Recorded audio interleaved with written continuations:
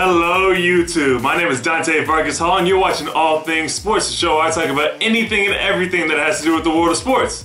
So without further ado, let's get into it. Alright guys, first up I want to talk about Percy Harvin getting traded to the Jets. When I first heard this story, I was shocked that the Hawks would give Harvin away for potentially a 4th round pick. But as I read more into the story, I was even more stunned.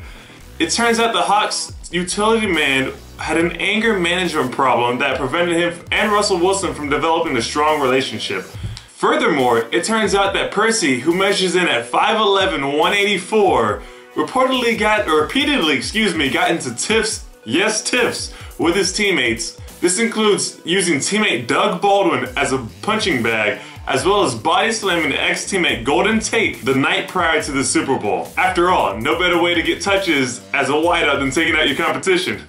In all seriousness though, Harvin's act was so detrimental to the team that an organization that gave up so much to acquire him was willing to cut him if no trade could be established. But even with that being said, it was a great move by the Jets to pick him up because they gave up almost nothing for a terrific talent.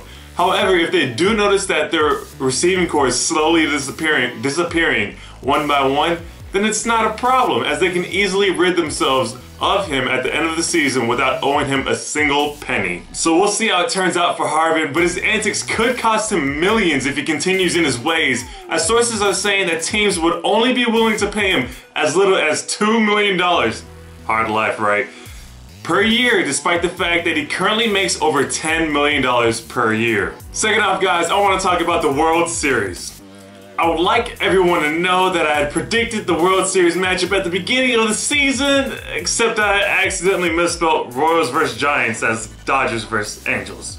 But it's all the same though. No, but really, I'm excited for this series because despite the fact that I'm from Los Angeles, I really have a vested interest in the outcome of this series. First of all, heads will roll if the Giants win the series because all you will hear until the next champion is crowned is, "Oh, put Bruce Bochy in the Hall of Fame like yesterday," and how terrific the Giants dynasty is.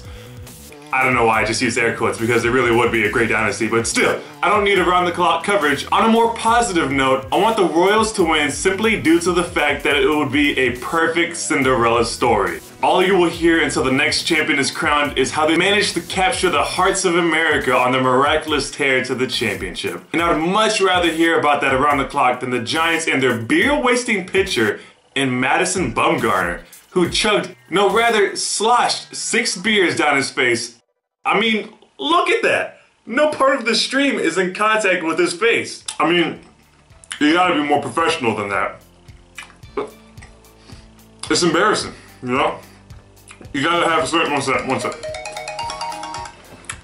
Hello? No, I'm not doing nothing.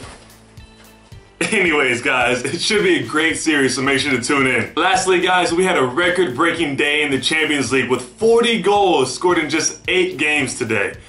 Of course, this included a 6-0 and 7-0 thrashing by Chelsea and Shakhtar and much lesser teams, but it also involved Bayern trouncing AS Roma, who is currently second in Serie A 7-1, as well as Schalke escaping Sporting Lisbon 4-3 on a highly controversial PK rewarded as a result of a handball. See, I got the hang of it. There it is. What happened on the play is the defender took a header off the face, causing his arms to flail, which provoked the ref to award a penalty. It was a tough call, but at the end of the day, Schalke was outplaying Sporting Lisbon and deserved the 3 points. All in all, it was a very exciting day of football, but it's just interesting how soccer group stages are so unbalanced, as Roma's blowout loss to Bayern will affect them much more severely, seeing how they're stuck in a group with 4 quality teams that can do damage in the round of 16, while other groups have just 2, 1, or 0 teams that consistently dominate on the world stage. But as the late great Frank Sinatra once said,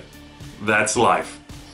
And with that, guys, we end today's show. Thanks for stopping by, I really appreciate it. Go ahead and leave a like, comment, or subscribe if you feel it necessary, and have a great night. Peace!